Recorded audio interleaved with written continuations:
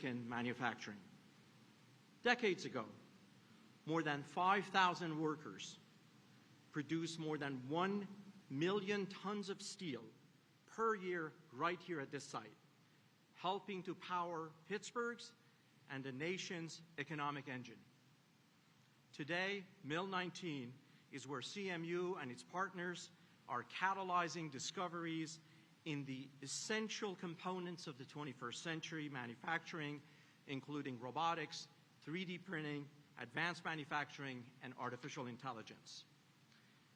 It might seem that the work taking place here is vastly different from the work of those who forged steel decades ago. Yet I would offer to you that in many ways it's exactly the same. Both are rooted in deep pride, a tenacious work ethic, and the spirit of a community that's helping to power a nation.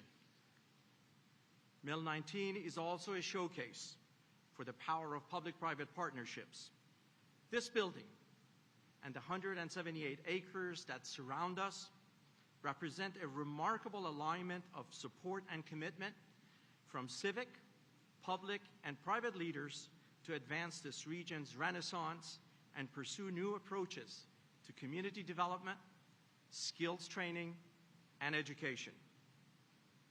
At this inflection point for U.S. competitiveness, the nation is at the cusp of building an innovation-based economy through historic investment in our talent and workforce, in our research and development enterprise, and in our national infrastructure.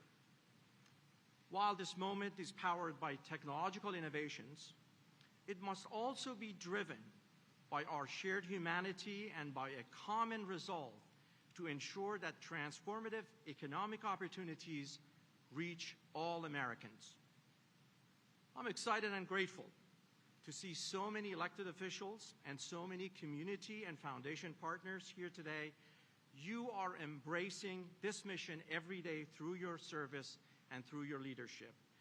Thank you for your commitment, thank you for your passion, and once again, welcome to Carnegie Mellon.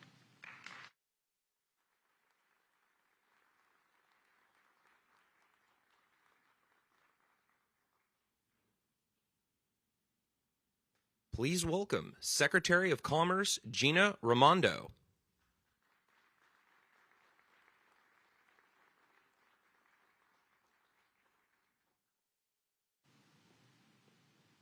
Good afternoon.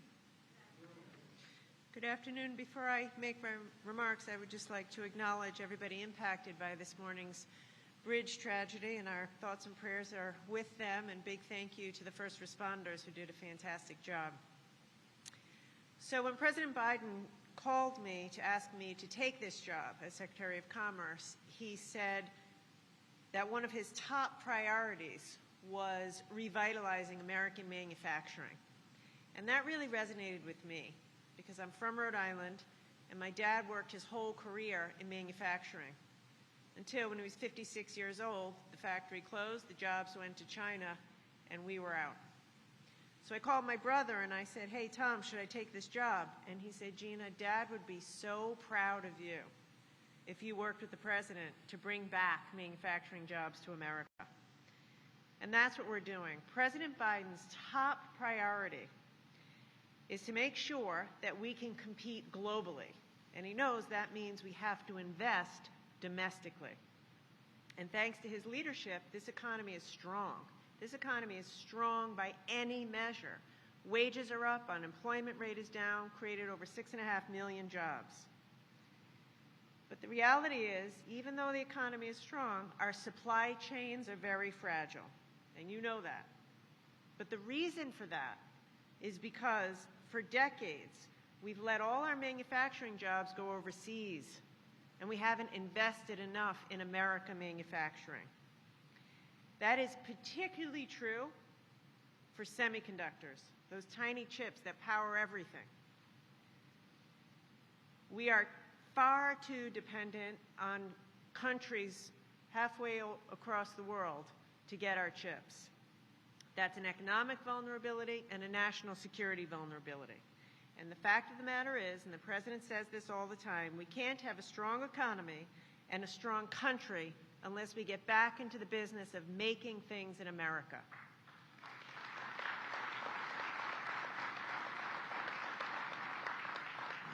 Right now, there is a bill on the floor of Congress that would invest $52 billion in domestic semiconductor production, and it would create thousands of jobs all over America.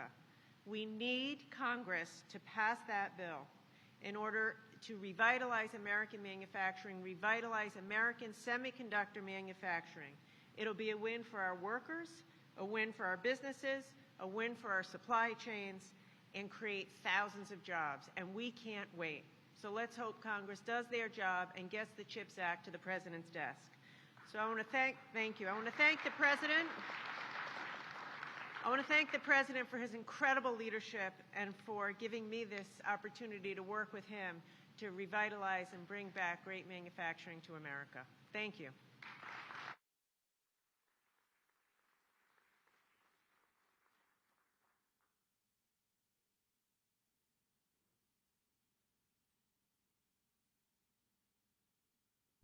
Please welcome the Governor of Pennsylvania, Tom Wolf.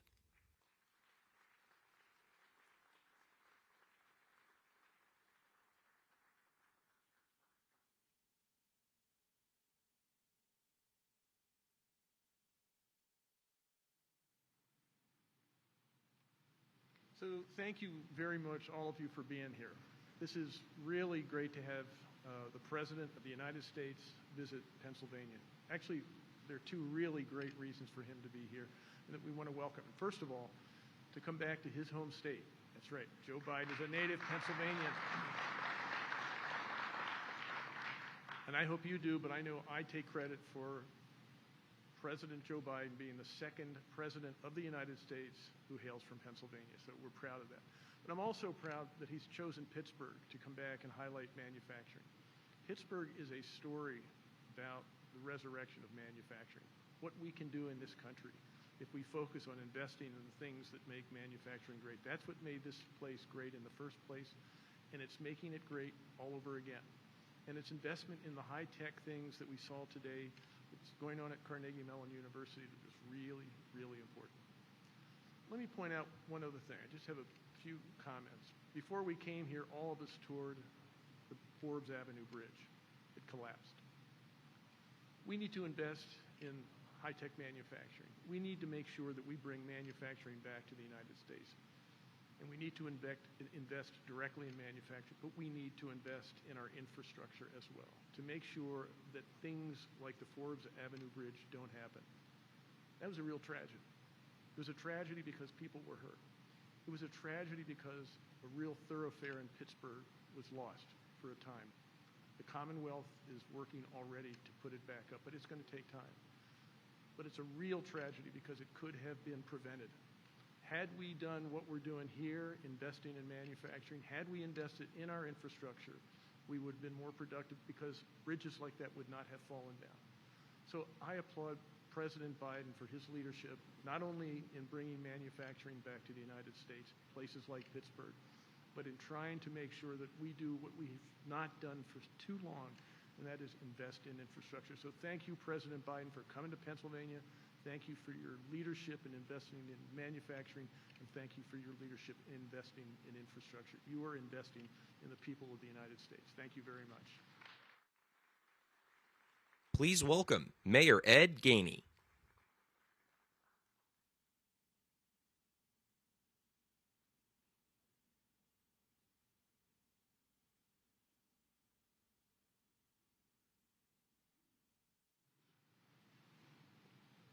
Good afternoon. I want to thank everybody for being here today. And I definitely want to thank President Biden for coming to Pittsburgh today. It's a great day for a couple reasons. One, we're celebrating a $1.2 trillion bipartisan infrastructure law that will help us repair our bridges, our roads, our streets, and connect people with good-paying union jobs. We should celebrate that from the beginning.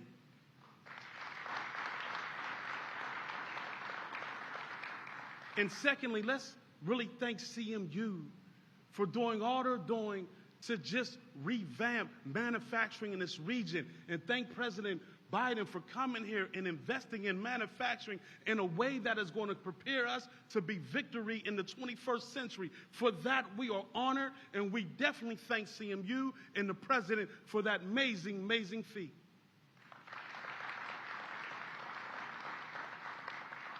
And thirdly, let me say,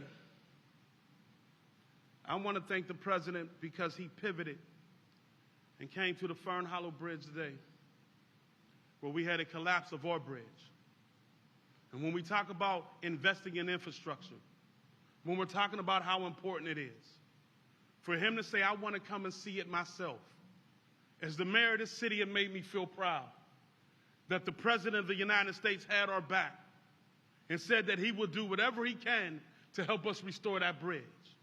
So when we talk about infrastructure dollars and how important infrastructure is, that is a prime example why this bill is so important. We must invest in our bridges, in our streets, because they are the connector to our communities, to our schools, to our jobs, to medical facility. And that's why building infrastructure like the ones we're talking about today in manufacturing, that is what it's all about. And so today is a day of celebration, because as always, when Pittsburgh hits a crisis, we pull each other up. And when we pull each other up, we build a better city for everybody. Thank you. Please welcome County Executive Rich Fitzgerald.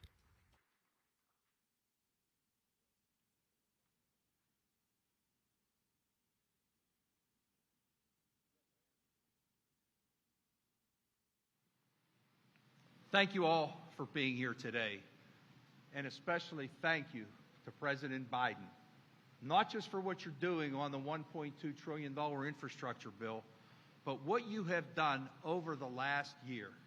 Nothing short of spectacular. As the Secretary indicated, 6.5 million jobs in 1 year. No president in our history has created more jobs in his first year than this president has done. We saw yesterday the GDP in the fourth quarter grew at 6.9%. Numbers we never thought we would see. Small businesses, 30% increase over the last year, the highest in a quarter century. The lowest unemployment forms filed since 1969. 1969, the Pirates were playing at Forbes Field. Steelers were playing at Pitt Stadium. Ed Gainey wasn't even born yet, I don't think, Mayor Gainey. But what's he doing for an encore? Infrastructure.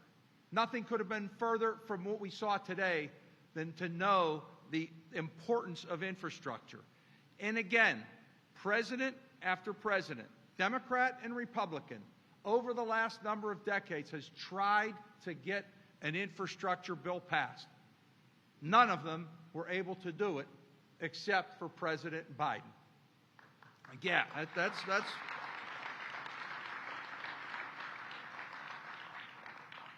and I want to thank our congressional delegation for doing just that. Senator Casey, you're going to hear from next. Congressman Doyle and Congressman Lamb, who had the president's back and worked together to make sure we invest in our infrastructure. We needed this bill so badly, and we've needed it for years, and we need to be proactive. And I know, looking out into this crowd, we have a few Steeler fans who understand football. And in football, if your team is in last place and only wins 1 or 2 games, you fire the coach. We don't do that in Pittsburgh because our coaches do pretty well. They learn how to do that in Cleveland and Detroit. No, I better not say that too loud in front of people. But the last administration lost more jobs than any administration in our history, even more than Herbert Hoover. So what did we do? We fired that coach. I'm not going to even mention his name. And then we hired Coach Biden. And Coach Biden has done all those things that I have talked about. And the other thing that Coach Biden has done, President Biden has done, is he has not forgotten Western Pennsylvania. He continues to come here. He continues to come invest in us and invest in our future. And for that, we are very grateful. Thank you, President Biden. Please welcome Senator Bob Casey.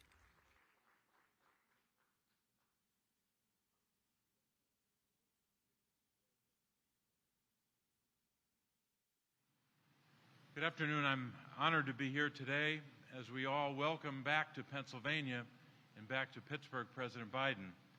We're honored, of course, by so many others today in this audience and those who preceded me to the microphone, including Governor Wolf, as well as our Secretary of Commerce, Secretary Raimondo. We want to pause today, of course, to remember what happened just miles from here. We're thinking of those who were injured today in the bridge collapse, the collapse of that bridge over Frick Park. We're thinking of those who were injured, but we're especially thinking as well of those who came to their rescue, the first responders. As usual, the city of Pittsburgh, the people of Pittsburgh, came together in a crisis to help those most in need. Let's give those first responders and local officials a hand.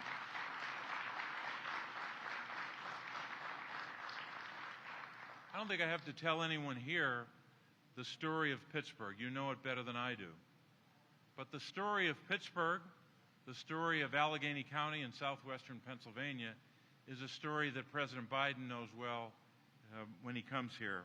In all the years he's been present here, walking in Labor Day parades, shaking hands, and looking into the eyes of people who struggle, the working men and women who are represented here today by organized labor. He knows the story of southwestern Pennsylvania, the story of a people who were knocked down when we lost a lot of jobs here in the 70s and the 80s. But he also knows the story of how the people of this region got back on their feet. They worked, they innovated, and they invented. In fact, they invented their own future. You can see it right here today in the place that we stand. The good news about today and more days ahead is the President not only knows that story, he's investing in that future. And his work led to the investments we can celebrate today. Here at Mill 19, this site was once a home to a large steel mill that employed more than 5,000 workers at its peak. Now it's a hub for advanced manufacturing, focused on robotics, artificial intelligence, and so many other innovations. The people of this city and this region made it possible. Mill 19 represents the best of southwestern Pennsylvania, people coming together and working with this community here in Hazelwood to create a bright future for this neighborhood and for this city. Today, children who live just across the train tracks can come to a former steel mill and learn about robotics and other skills in their neighborhood. At the same time, we're grateful that the President has made investments in other parts of the economy of southwestern Pennsylvania. He sees firsthand and understands the strength of our manufacturing economy here, the region's critical role in the national supply chain. We all know the story of Pittsburgh's three rivers. Those three rivers, those waterways, drive this region's economy while connecting our nation's commerce. All of this is powered by men and women working day after day to keep our supply chains moving and our commodities and our goods moving across the country. But we know with waterways, decades of underinvestment put our waterways infrastructure and the 76,500 jobs in those waterways. We know that those jobs are now at risk if we don't make these investments. The good news is, just a couple of days ago, the Army Corps of Engineers, this administration, the Biden-Harris administration, announced $857.7 million to complete the construction of the Montgomery Lock and Dam. We're grateful for that. And so this is a day to look towards that future, the future for young children in this neighborhood, in this city, this county, in this region. Today is a day to focus on tomorrow, and we're grateful that you're here with us to do that. And thank you again to President Biden for taking the time to be with us today, and we look forward to hearing from him shortly.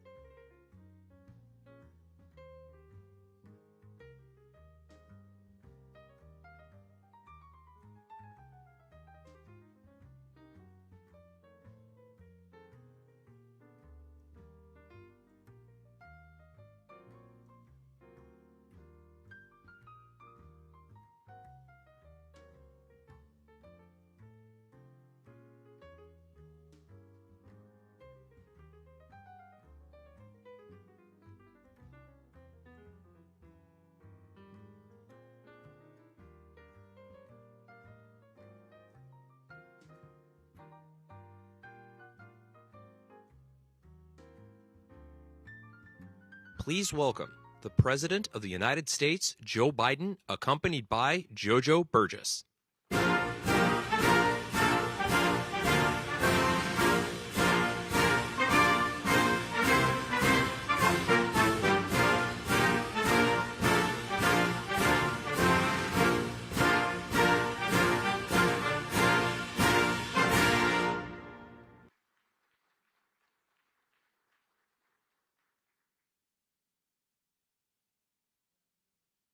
Jojo Burgess, and I'm a proud member of the United Steelworkers, Local 1557. I've worked at U.S. Steel for 3 years, not at the Clareton plant, but I have over 23 years union experience with the steelworkers. I'm also the son of two former steelworkers, and I'm proud to announce also that my son is a third-generation steelworker working in the Pittsburgh area. I can't tell you how excited and honored I am to be part of this event that highlights manufacturing in this Pittsburgh area. But the entire state of Pennsylvania benefits from this. A big part of my job at U.S. Steel is training new hires to work on the coke batteries, which is a vital process involved in the steelmaking process. I'm glad that I'll be able to go and say to the leadership of President Biden, to those new hires, that not only your job's safe for today, but he's investing in your jobs in the future. That's big for me. Also, I'm a veteran, a Desert Storm veteran. I can go to my fellow veterans and say, listen, this president is invested in us also by making sure that there are jobs available for veterans coming back into society to be part of this growing economy and manufacturing boom. So I'm beyond grateful to President Biden for his leadership in getting the Investment Jobs Act passed. It was a victory that was long overdue, and this manufacturing in this country will benefit from it. So again, thank you, Mr. President. The investment bill makes industries like mine and steel very, very important again in this country. I have to talk about this Pittsburgh region because, again, I say I have 23 years experience in manufacturing in this region. I'm going to pause a second, again, like the others did, and talk about the infrastructure and what happened today in the city of Pittsburgh. My thoughts and prayers are with all the people that were affected by that. But I have to admit, this region, the Pittsburgh region, benefits from this act for several reasons. I can look at my experience down at U.S. Steel. Everyone hears steel, but one thing that they don't know is part of the infrastructure comes out of our Edgar Thompson plant. The slag that is used there is used in the paving of roads and helping to help the infrastructure in commerce and getting trucks and stuff across this country. Also, when we talk about the steelworkers supplying America, that's no lie. Just right here in southwestern Pennsylvania, I could think about the different locals and the different people that I've worked with and come in contact with. The local down in Canonsburg, where we do our pots and pans, world-renowned all-clad metals. My son works at a place called International Paper. We box the stuff that we got to ship around this country for people to be able to move their goods. A place that I worked at for years, Pennsylvania Transformer. They make power transformers that deal with the infrastructure of providing electricity to this country. So again, we appreciate all that this president's leadership has done to bring manufacturing back to this area. So it is now it is my utmost privilege to introduce a man who has made it a point to be a champion for workers, for unions, and for a generation to come, President Joe Biden.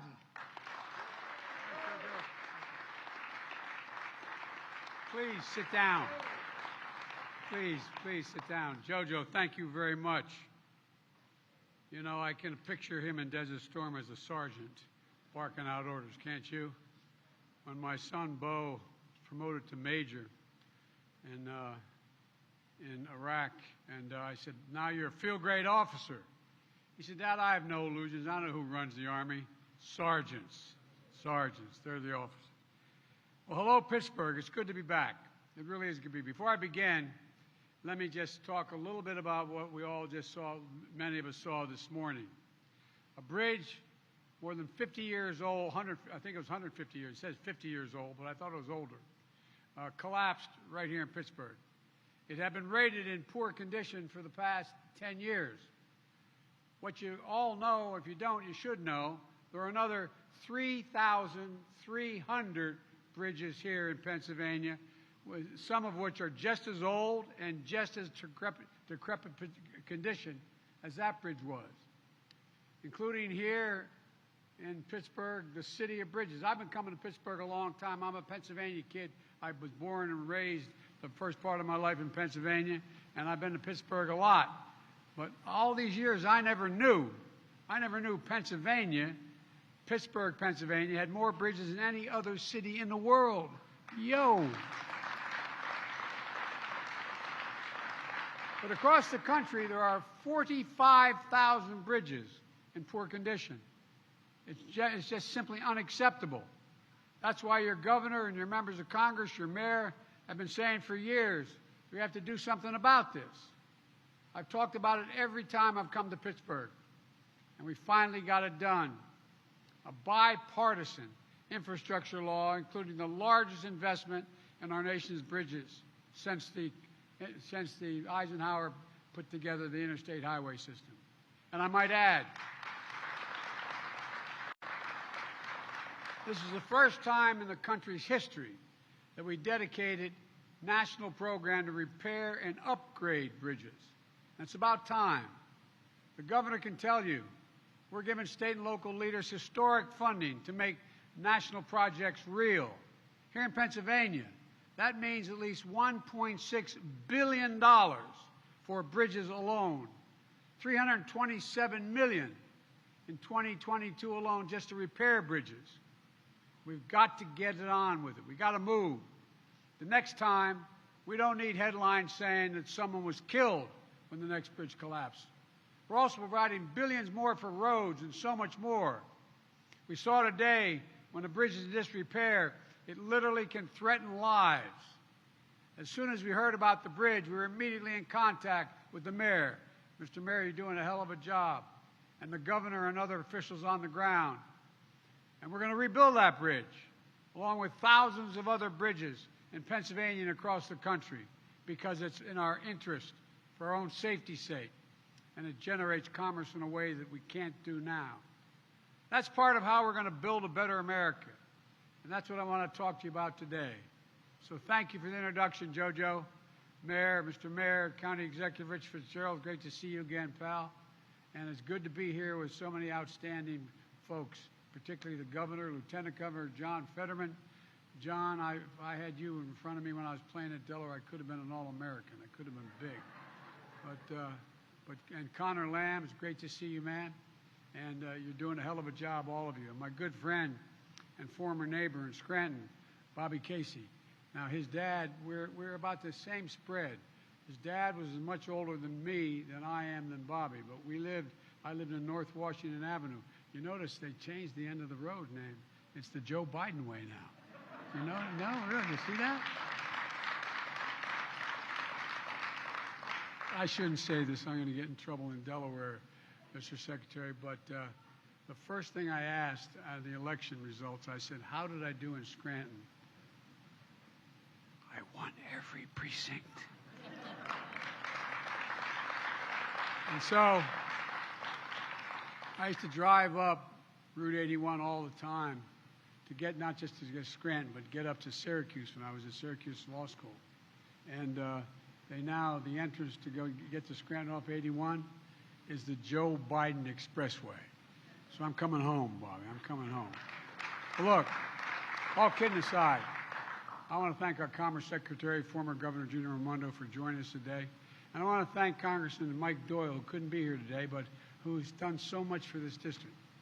Nearly 3 years ago, I began my campaign for president right here in Pittsburgh, first major stop I made. I said back then I was running to restore the backbone of America, the middle class. It's time we began to build this country from the middle up and the bottom out so that I've never known when a wealthy person didn't do well when the middle class was doing well. We always do better when ordinary, hard-working people have a shot.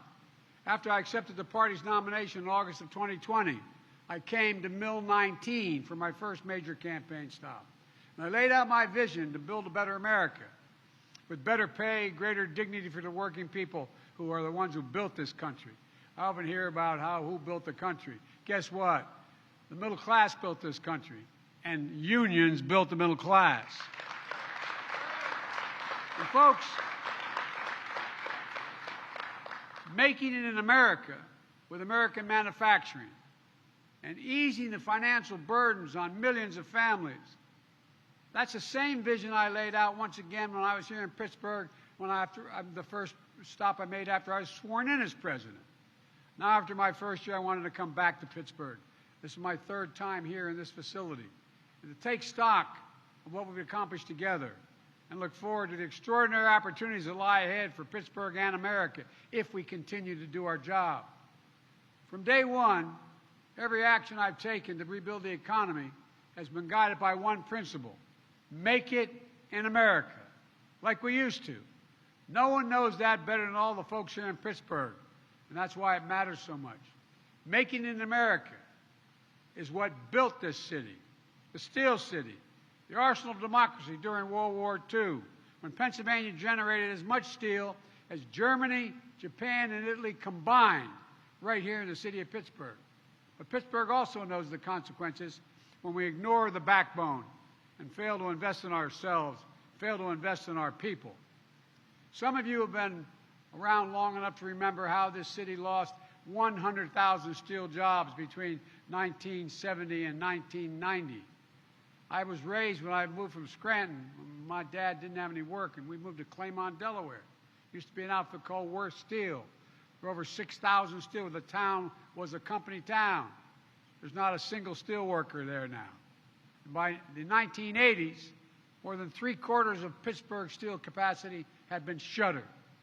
You or your parents remember what you felt like in your neighborhood. It didn't feel good. The painful ripple effect it had. Jobs lost, families ripped apart. So you know that to build a truly strong economy, we need a future that's made in America. That means using products, parts, materials built right here in the United States of America. It means bringing manufacturing back, jobs back, building the supply chains here at home, not outsourcing abroad so we have better jobs and lower prices here. It means betting on America's workers. And it takes the federal government that doesn't just give lip service to buying America, but actually takes action. That's the approach I've taken from day one. And now we're beginning to see the results. We learned this week, after my first year as president, the United States had the fastest economic growth in nearly 4 decades, along with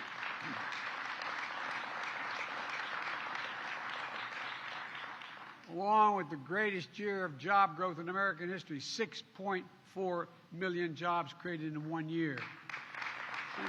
And instead of losing manufacturing jobs, since I've been in office, America has actually added an additional 367,000 manufacturing jobs in America. Good-paying jobs. The highest increase in U.S. manufacturing jobs in 30 years. And last week, the CEO of Intel, Pat Gelsinger, came to the White House because he wanted to support the Build Back Better initiative and to also let me know 2 of your neighboring senators were here. We're there, Portman and Brown, a Democrat and Republican from Ohio. He came to announce a new $20 billion semiconductor campus outside of Columbus, Ohio. That's going to create 10,000 jobs, 7,000 constructing the facility, and 3,000 permanent jobs. And by the way, I was joking. I said, I may need a job. He said, well, it's not bad. The average salary is $135,000 a year. Folks, and the key is these jobs are manufacturing essential products, stamped made in America. Semiconductors are, though you all know, they're small computer chips that power virtually everything in everyday life, and they were originated here in the United States of America. We used to own not only the patent, but the technology and the production. Your phone, your car, your refrigerator, your washing machine, hospital equipment, the internet, the electric grid, and so much more depend on these chips. So this is going to create thousands of additional jobs, helping build more American products. For example, you know, inflation is a problem, which I'll speak to in a second. It's real. And a lot of people are being hurt by it. But guess what? 1/3 of the inflation in America is a consequence of the cost of automobiles. 1/3. You know why? Because of the shortage of semiconductors. They can't build them. And therefore, the ones that aren't being built cause the price of those that are being built to go much higher. This announcement helps fix that problem. 3 days ago, I called a meeting in the White House of CEOs from General Motors, Ford, Microsoft, Hewlett-Packard, and others. Mary Barra, General Motors CEO, announced in the White House an initial $7 billion investment in Michigan to manufacture electric vehicles, creating 4,000 new quality jobs. That's on top of the announcement made by CEO of Ford, Jim Farley, last year, investing $11 billion in electric vehicles, creating 11,000 new jobs. And today, right here in western Pennsylvania, the Union Pacific Railroad is announcing the largest purchase of American-made battery electric locomotives in all of history. And by the way, guess who's supplying those batteries? General Motors. Folks, I want to tell you, it matters. It matters a lot. The company who will build these locomotives is called Wabtec. W-A-B in their name is because they grew out of the old Westinghouse Air Brake Company, a classic Pittsburgh manufacturer. Wabtec is based here in Pittsburgh.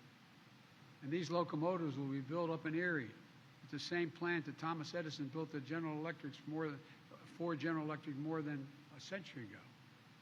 Not only will these locomotives be running here at home, powering our economy and decreasing pollution, Wabtec will also be exporting them to Canada, to Australia, and all around the world, again, creating more good-paying jobs. Folks, in the process, reducing climate change, generating jobs here in western Pennsylvania. As I said, good-paying jobs you can raise a family on. My dad said that all you need, a family needs just a little bit of breathing room. A little bit of breathing room. And so many people don't have it now. but it also means something else. It means that right here in Pittsburgh, the future is being built on the foundation of this city's storied past. An announcement like this doesn't happen in a vacuum. The manufacturing resurgence we're seeing today is no accident. It takes local leaders, federal leaders, foundations, businesses, unions, universities, all pulling together. It requires a mindset like you have here in Mill 19. Here's what I mean by that. Generations ago, Mill 19 used to roll out 10-inch steel bars. Today it rolls out the latest innovation in advanced manufacturing robotics, 3D printing, and artificial intelligence. It's simply rolling out the future. That's what it's going to be doing. That success is a result of a partnership. The federal government provides funding from everything from basic research to great universities like Carnegie Mellon, to supporting partnerships that help small businesses in Western Pennsylvania get into the game in the first place, like the businesses here at Mill 19. Organizations like one called Catalyst. They work with small business to adapt to the latest technologies they need and grow and compete globally. The work is made possible by funding from the Commerce Department. And they partner with engineers and researchers from Carnegie Mellon University who design the next generation of advanced manufacturing equipment, creating technologies that work alongside workers instead of replacing the workers. In fact, Carnegie Mellon and the AFL-CIO are teaming up to make these technologies, make sure they're designed to support workers. Another organization here at Mill 19 called ARM Institute. ARM Institute is a public-private partnership funded in part by the federal government to help robotics technology move into the marketplace and to help train workers to build, operate, and repair robots so that working folks right here can take on good-paying jobs that companies like Wabtec are helping to create. And by the way, thanks to the American Rescue Plan, the first major bill we got passed in March, my Commerce Department is investing an additional $1 billion in local efforts to strengthen regional economies throughout the country. Some of that money is coming right here to Western Pennsylvania in support of efforts that include partners here at Mill 19, helping spread new robotics, artificial intelligence, manufacturing technologies, and create more jobs across the nation. Look, you all get it. The bottom line is this. It takes all of us working together, to get this done. And that's finally beginning to happen. When the federal government invests in innovation, it powers up the private sector to do what it does best, creating incredible new technologies, new industries, and most importantly, new jobs, good-paying jobs. These are the kinds of investments and partnerships that help us build a made-in-America future. We can't slow down now. We can't slow down now. We know what happens when we stop investing in the future of places like Pittsburgh. Decades ago, we used to invest 2% of our gross domestic product in research and development here in America. Let me emphasize that. Research and development. Today, we invest less than 1%. The United States of America used to be ranked #1 in the world in investing in the future. Now we rank #9 in research and development. China was #8 3 decades ago. Today it's #2. And other countries are catching up fast. But we can and we must change that trajectory. We have an opportunity ahead of us right now. The House and Senate, the United States Congress and the United States Senate are working out a bill that's going to provide an extra $90 billion for research and development, manufacturing all the elements of the supply chain needed to produce the end products. This would help create more partnerships like the ones you have right here at Mill 19. Secretary Raimondo, former governor of Rhode Island, she's been helping lead this effort. She knows what it takes. And my expectation is this will continue to be a bipartisan effort, God willing, just like the infrastructure law. And by the way, regarding the infrastructure law, we brought together Democrats and Republicans. being led by Senator Casey and Senator Lamb and other members of your delegation here, the Democrats, along with Republicans, to do something about infrastructure. Now, just 74 days after signing that law, we're already making tangible differences for highways, ports, airports, rail, high-speed internet, clean air, clean water. That includes $1.6 billion over the next 5 years for Pennsylvania to repair its bridges. As I said earlier, there are more than 3,300 bridges across Pennsylvania and over 7,500 miles of highway in poor condition. It also means jobs, replacing lead water pipes, so families in 10 million homes and in 400,000 schools and child care centers can drink clean water, not lead-based. Jobs.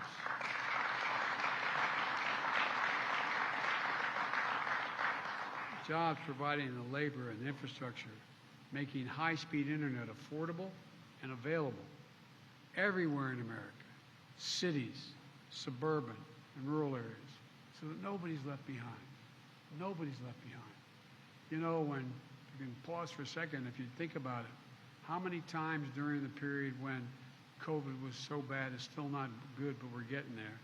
When COVID was so bad and schools were closed, you'd ride by McDonald's and see a family sitting in the parking lot so the kid could use his computer or her computer to be able to tie into the internet out of the McDonald's or any other fast food restaurant. This is the United States of America, for God's sake. What are we doing? What in God's name are we doing? We've announced major investment of $858 million to modernize the Montgomery Lock in northwest of Pittsburgh.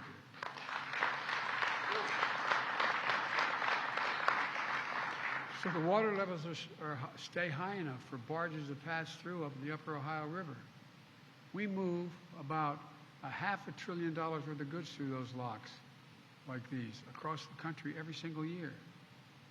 When they're not working, it creates choke points. Barges break up. Goods don't get to where they need to go. Bob Casey's been on my back about this for so long.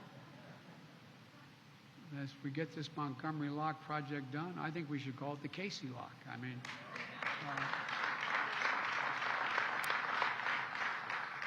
Bobby, I didn't know anybody in Scranton knew what the hell a lock was, you know what I mean?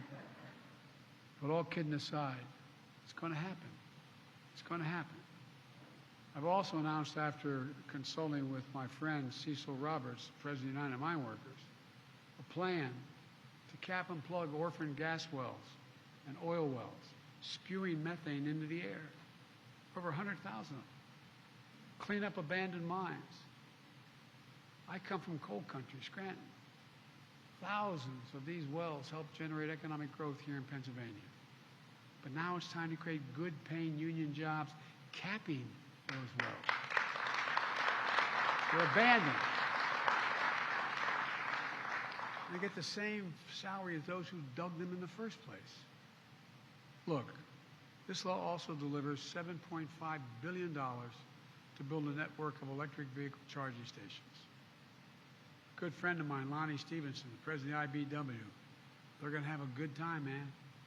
Over 500,000 of these charging stations on our highways. And by the way, when you build these stations, what happens, just like when you build a gas station on a highway, other things grow up around it. You're going to see communities grow as a consequence, making us more globally competitive in the future of electric vehicles while helping fight climate change. And folks, here in Pennsylvania, you all know best the cost of inaction when it comes to climate. Extreme weather cost this state $10 billion over the last decade. $10 billion. You all remember last fall when Hurricane Ida made landfall, and he's running my operation now, and the former mayor of Louisiana, when it hit Louisiana. Winds hit 178 miles an hour. And guess what happened here? It flooded businesses in Oakdale and homes in Millvale.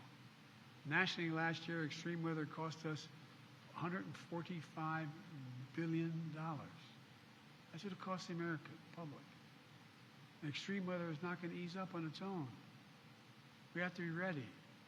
That's why we're investing in our resilience, building roads higher when we rebuild them, our levees stronger, our power grids more durable so they don't get blown down and cause massive, massive, massive wildfires, to withstand the increasing ferocity of extreme weather.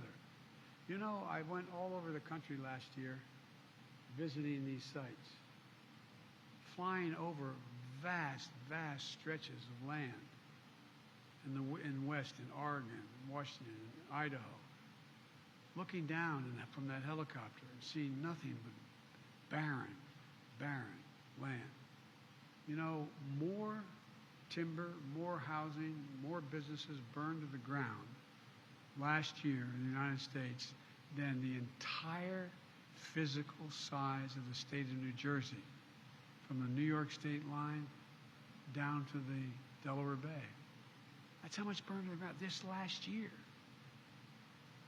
All of these investments in making it American, research and development, infrastructure, are really about one thing: empowering more cities and more towns to do what you're doing right here in Pittsburgh, transforming yourself from being told you're a city without a future to becoming the city of the future. Think what your kids are going to have with this leadership you have in front of you here. 15 years from now, here in Pittsburgh, we're going to lead the world again. It's not hyperbole. It's a fact. Where, instead of shuttering factories along the Allegheny River, we're going to now talk about, not Steel Road, we're going to talk about Robotics Road. 3-mile run with some of the world's most innovative businesses. A place where the future is being written, where families can have good paychecks, good homes, a future, and a little bit of breathing room. The story we have kept writing here in Pittsburgh, you keep writing in communities all across the country, is the one you've begun. But we can't slow down, folks. We need to ease the burden on working families, making everything more affordable and accessible to hardworking people. That's why my Build Back Better plan is all about. That's why those major corporations came to the White House asking to see me to tell me they supported Build Back Better, even though it was going to increase their taxes. Going to increase their taxes. This plan will not cost the American people a single penny beyond. No one making less than $400,000 will pay a single additional penny in their taxes. And it reduces the deficit. And 14 Nobel laureates in economics wrote to me telling me that it will also diminish the impact of inflation. Take child care. How many families in this town can continue to afford to pay $14,000 per kid for child care? Well, the plan I have cuts that in half for most families, helping with their budgets, helping millions of parents, especially women, go back to work. How many of you know anybody who has type 1 diabetes? They need insulin. You know how much it costs to make that insulin? Less than $10. You know how much it costs on average nationwide for a monthly supply of insulin, which you need it every single month? $656, as high as $1,000. Imagine being the parent making the minimum wage or twice the minimum wage and having a child with type 1 diabetes, knowing that if you can't, and have no insurance, knowing if you cannot get that money for the insulin, your child may die. In addition to your child, it strips you of your dignity, damn it. Can you imagine looking at your child and you know what they need and not be able to do it?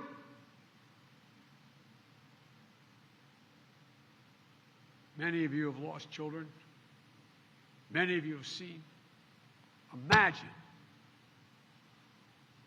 It's outrageous. And we have an answer. At the same time, same is true home and community-based services for seniors and people with disabilities. Folks, look.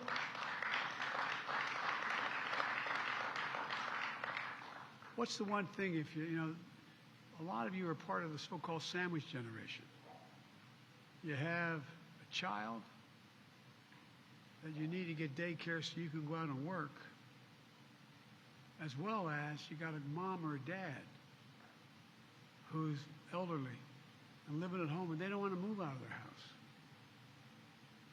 They don't have to sell every single thing they have to be able to move into a nursing home. But you know, the data shows 88,000 people qualify, 800,000 people qualify under Medicare to get that help, but it's not available. And sometimes it's as little as making sure there's someone there just to pick up the prescription, put a handrail in the shower, making sure someone can show up and help the meal. It's cheaper for everybody. It's a decent thing to do. Because the parents deserve to have a little bit of dignity. And it will not cause, will not increase the deficit. And it will not cost anybody making less than $4,000, $400,000 bucks, a penny. I'm a capitalist. If you can make $1 billion, $1 million, go at it. It's good. But at least pay a little bit. Fortune 500 companies. In Fortune 500 companies the last 2 years, there are 55 who made over $40 billion. Didn't pay a cent in taxes. I'm not talking about anybody paying any more than they did 10 years ago. Look, we see we know how to ease the pressure on families. We're increasing productivity and the potential for our economy. We can afford these investments by making sure the wealthiest just pay a little bit without increasing the deficit. As I said, no one earning less than, I guarantee you, check it out, no one earning less than 400 grand will ever pay another penny. And I told you about the impact of 17 Nobel laureates saying it's going to decrease inflation, not increase it. So here's the bottom line. The United States is in a position to outcompete the rest of the world once again. We're at a real inflection point. Technology, society's changing. And we've always been ahead of the curve. We have an incredible opportunity ahead of us. We still face tremendous challenges. But if we can keep coming together and invest in the backbone of this country, there's no limit to what we can achieve. So let's continue to give working families a fighting chance. Let's keep investing in the future of every city and town in this country. Let's face the challenges head on. Let's keep building a better America because it's totally, completely within our power. I promise you. I promise you. It's about time we stop fighting. It's about time we start working together again. Thank you for your consideration for what we're talking about. We can do an awful lot. Thank you, thank you, thank you. Thank you.